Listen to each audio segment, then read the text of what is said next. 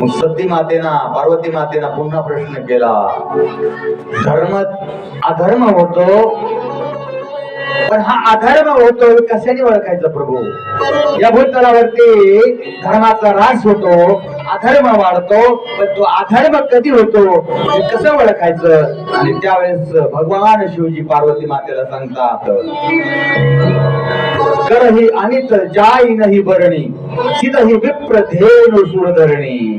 जेव्हा जेव्हा या भूतलावरती गायीची हत्या होते, समजावं अधर्म त्या ठिकाणी माजलेला आहे. अधर्माचा पगडा या धर्मावरती येणार आहे. गो हत्या जर झाली तर समजावं अधर्म वाढला. विप्र सिदही विप्र धेनु सुरधरणी. साधू संतांची त्या ठिकाणी या भूतलावरती जर छळ सुरू झाला तर समजावं अधर्म माजलेला आहे. गाईचं खूप मोठं महत्व भगवान श्रीकृष्णाने सांगितलं. या गाईच्या सेवेसाठी भगवंताने द्वापार युगामध्ये बालकृष्णाच्या रूपाने आपला धारण केला. का? फक्त गोरक्षण करण्यासाठी, गाईचं रक्षण करण्यासाठी. किती प्रिय आहे गाय बघा भगवान श्रीकृष्णाला. या गायीमुळे भगवान श्रीकृष्णाने जन्म घ्यावा लागला. आणि तुम्हाला सांगू, या भारत देशामध्ये ज्या वेळेस इंग्रज होते, इंग्रज या भारत देशामध्ये, त्या इंग्रजांच्या काळामध्ये फक्त 36 कत्तलखाने होते. गाईला ज्या कत्तलखान्यामध्ये त्या गायीची हत्या केली जाते, 36 कारखाने होते. दुर्दैव आहे भारत देशाचं. भारत स्वतंत्र झाला आणि आजपर्यंत ज्या राज्यकर्त्यांनी 36 कत्तलखान्याचे 36,000 कत्तलखाने निर्माण केले, कोणी? आपल्याच भारत देशातल्या दोन्ही मधल्या राज्यकर्त्यांनी. हे फार मोठं दुर्दैव आहे आपलं. आणि त्या गोमातेची हत्या केली जाते. हो, त्या कत्तलखान्यामध्ये जर तुम्ही युट्यूबला जर सर्च करून व्हिडिओ पाहिला, युट्यूबला तुम्ही सर्च करा, व्हिडिओ टाका,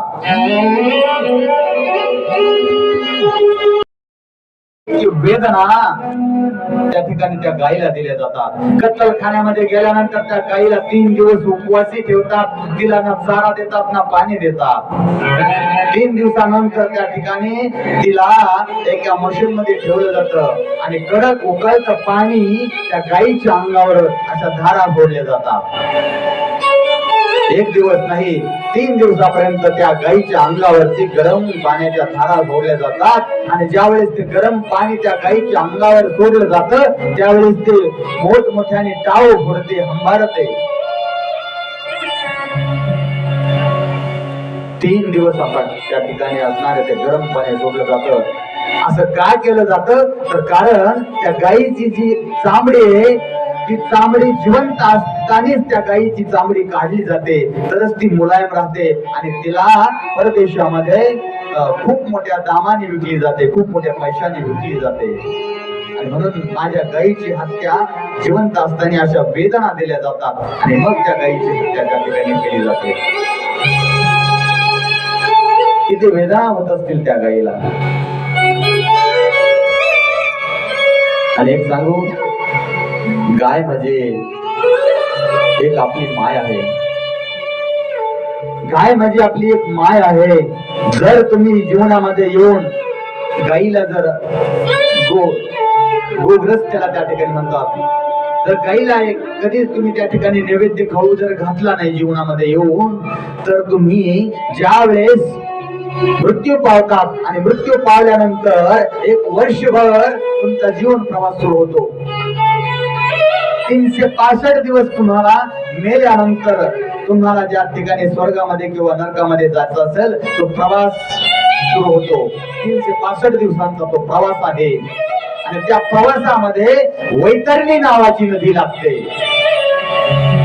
वैतरणी नदी सगळ्या जीवांना तरुण जावं लागतं. त्या वैतरणी नदीमधून जन्माला आलेला जो जीव आहे त्या जीवाला मेल्यानंतर त्या वैतरणी नदीच्या पलीकडे जावं लागतं. परंतु पलीकडे जात असताना त्या वैतरणी नदीमध्ये असंख्य असणारे अंधकार आहे,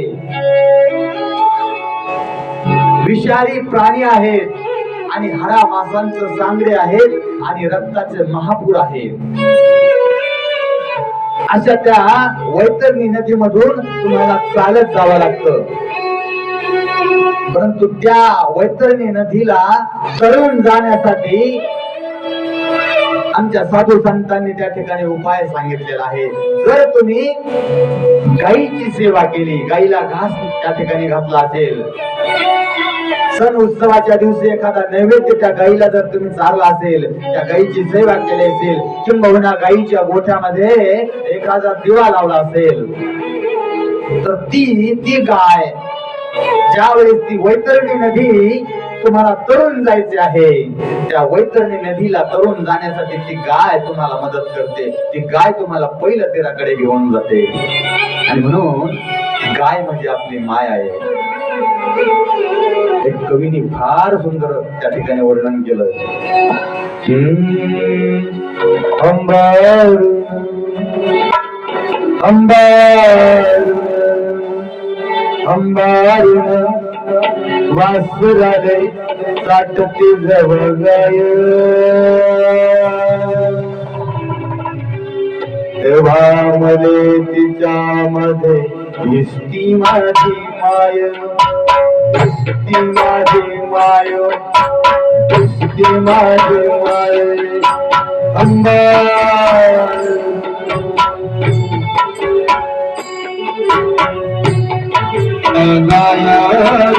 तेव्हा मले तिच्यामध्ये दिसती माझी माया, दिसती माझी माया. अंबार वासुराले साठती जवळ गाय, तेव्हा मले तिच्यामध्ये दिसती माझी माया, दिसती माझी माया.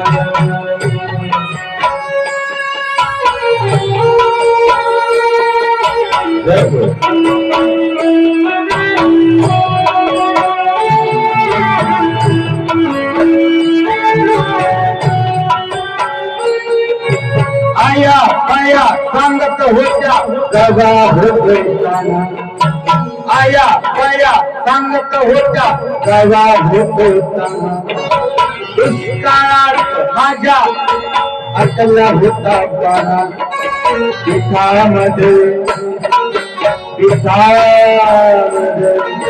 पिठामध्ये पाणी टाकून मले पाजत जाय,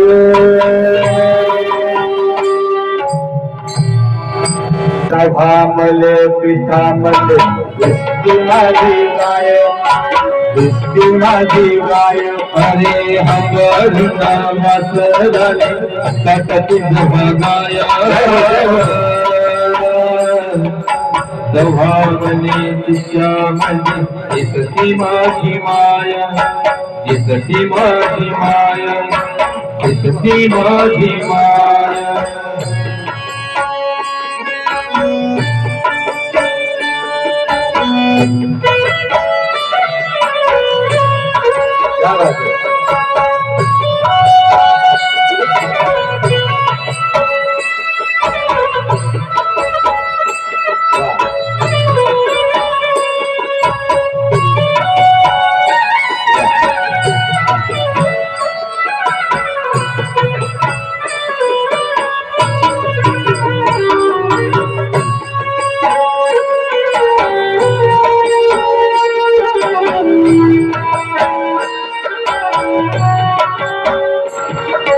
काट्या कुट्या वेचायला माये जाये राणी, काट्या कुट्या वेचायला माये जाये राणी.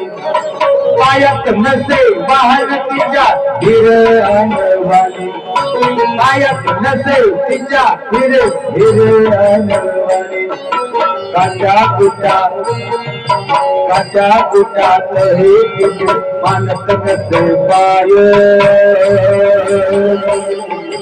तेव्हा मले काट्यामध्ये दुसरी माझी माय, दुसरी माझी माय, दुसरी माझी माय हो.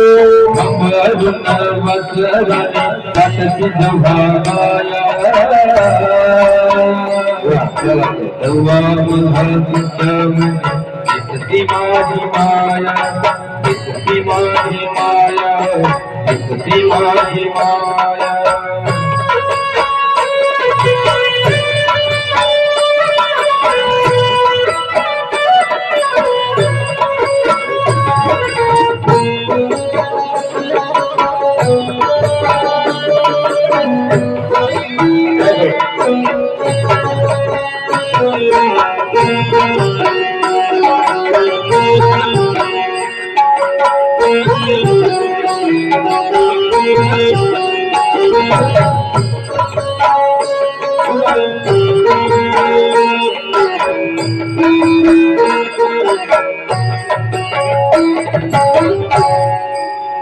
अंगार वसराले साटती जगाय मुले तिच्यामध्ये दिसती माझी माय, दिसती माझी माय हो. अंगार